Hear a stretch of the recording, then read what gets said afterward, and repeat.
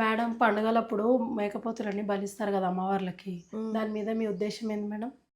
కార్తీ చాలా పెయిన్‌ఫుల్ కార్తీ. నాకైతే అస్సలు ఇష్టం అనిపియదు. కానీ అనగూడదేమో గానీ నేనైతే ఆ ప్లేస్‌కి కూడా వెళ్ళడానికి ఇష్టపడను. ఆ బలిచ్చే టైంలో దాన్ని అంతా మెడలో ఆ ఫ్లవర్స్ అవి ఏసి అండ్ అది చూస్తూ చూస్తూ అది చూసిన తర్వాత ప్రసాదం కింద అది తినాలంటే కూడా మనసు ఒప్పదు కార్తీ. నాకు చాలా భయం చిన్నప్పటి నుంచి.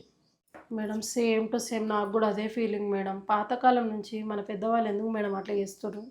కార్తీ నిజంగా మన పెద్దవాళ్ళు ఎందుకలా జేస్తున్నారు? ఎవరన్నా ఇలాంటి రూల్‌ని తీసేయొచ్చు కదా! అంటే అది కాకుండా దాని బదులు ఇంకేమన్నా చేయొచ్చు కదా! అని చాలా సార్లు అనుకున్నాను.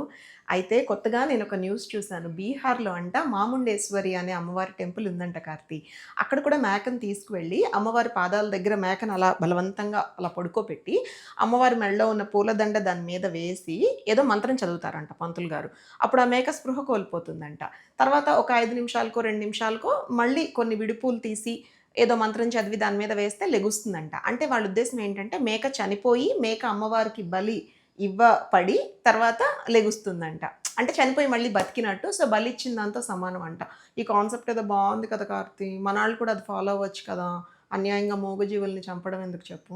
అబ్బా! మేడం ఎంత మంచిగుంది మేడం ఈ ఆచారము. అలా చేస్తే మూగజీవులు గూడా బాధపడకుండా ఉంటాయి మేడం.